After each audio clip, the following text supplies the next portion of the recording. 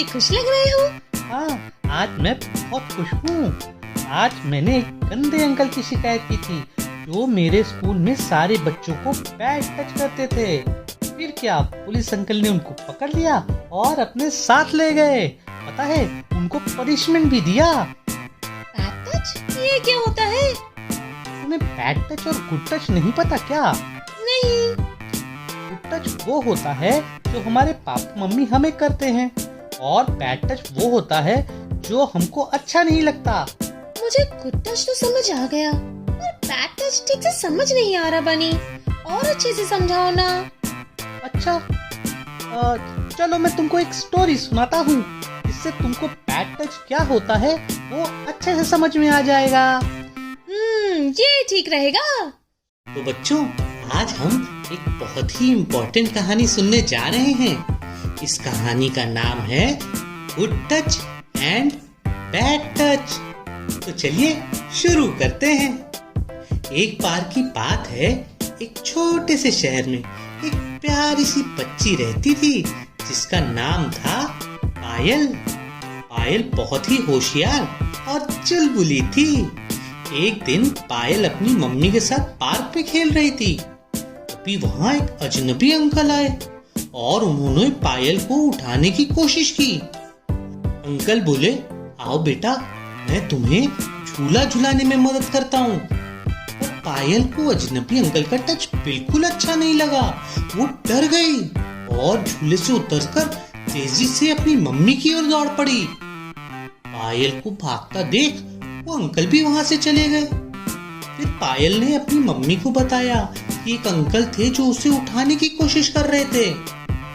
तब पायल की मम्मी ने उसको एक बहुत इंपॉर्टेंट बात समझाई। वो बोली, पायल ध्यान से सुनो, हमारी बॉडी के कुछ पार्ट्स होते हैं जिन्हें हम प्राइवेट पार्ट्स कहते हैं। इन्हें कोई भी हमारी परमिशन के बिना नहीं छू सकता, और अगर ऐसा कोई करने की कोशिश करता है तो वो बैड टच होता है।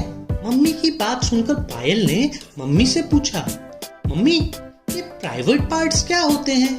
पायल की मम्मी ने पायल को समझाते हुए कहा, हमारे होंठ यानी कि लिप्स, छाती यानी कि चेस्ट, और बॉडी का वो एरिया जहां हम अंडरवियर पहनते हैं, ये सभी प्राइवेट पार्ट्स होते हैं।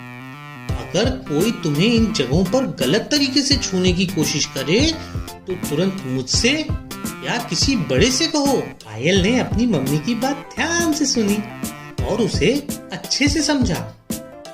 एक दिन पायल स्कूल के बाद पार्क में खेल रही थी। तभी उसकी दोस्त नीतू भागते हुए उसके पास आई। वो बहुत परेशान दिख रही थी। पायल ने नीतू से पूछा, क्या हुआ, तुम इतनी परेशान क्यों हो? तो नीतू परेशान होकर बोली, पायल कल शाम को मेरे घर पर मेरे पापा के फ्रेंड आए थे, और जब मैंने बताया कि पापा वॉशरूम में हैं तो वहीं बैठ गए और मेरे साथ खेलने लगे। फिर उन्होंने मुझे बोला कि मेरी गोद में बैठ जाओ तो मैं तुम्हें चॉकलेट दूंगा। मैं अंकल के पास बैठ गई। फिर उन्होंने मुझे किस किया जो मुझे अच्छा नहीं लगा। फिर उन्होंने मुझे बम्पर मारा, वो मुझे बिल्कुल अच्छा नहीं लगा और मैं वहां से भागने लगी। तो अंकल ने कहा कि ये बात किसी को बताना मत, वरना वो पापा से मेरी शिकायत कर देंगे कि मैं गंदी बच्ची हूँ। मैं डर गई और मैंने ये बात किसी से नहीं कही, पर मुझे अच्छा नहीं लग रहा और तब से डर लग रहा है कि अंकल कहीं वापस ना आ जाएं और पापा को ये ना बोले कि मैं गंदी बच्ची हूँ। अब मैं क्या करूँ? पायल ने नीतू को समझाते हुए कहा, नीतू तुमने बिल्कुल सही किया। मुझे मेरी मम्मी ने बताया था कि जो तुम्हारे अंकल ने तुम्हारे साथ किया वो बैड टच होता है। हमें तुरंत किसी बड़े को ये बात बतानी चाहिए। नीतू डर गई और बोली, पर अंकल पापा से मेरी शिकायत कर देंगे।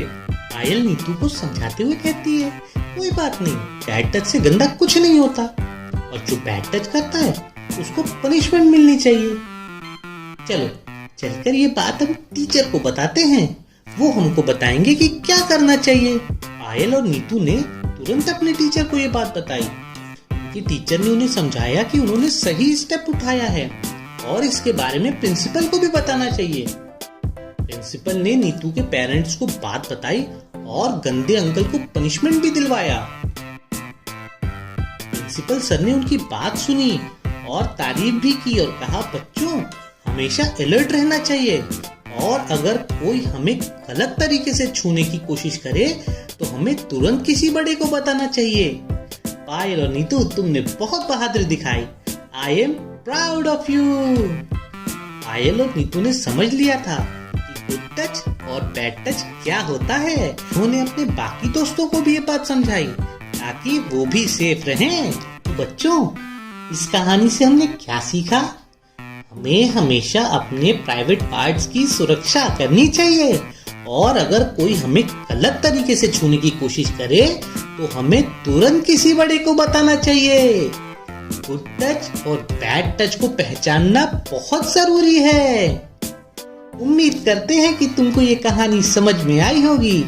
हमेशा अपना ध्यान रखना और सुरक्षित रहना और हमेशा अलर्ट रहना। अगली बार फिर मिलेंगे एक नई कहानी के साथ। तब तक के लिए बाय। और भी न्यू पोएम्स और स्टोरीज देखने और सीखने के लिए हमें सब्सक्राइब कीजिए और पसंद आने पर लाइक, कमेंट और शेयर कीजिए। बाय।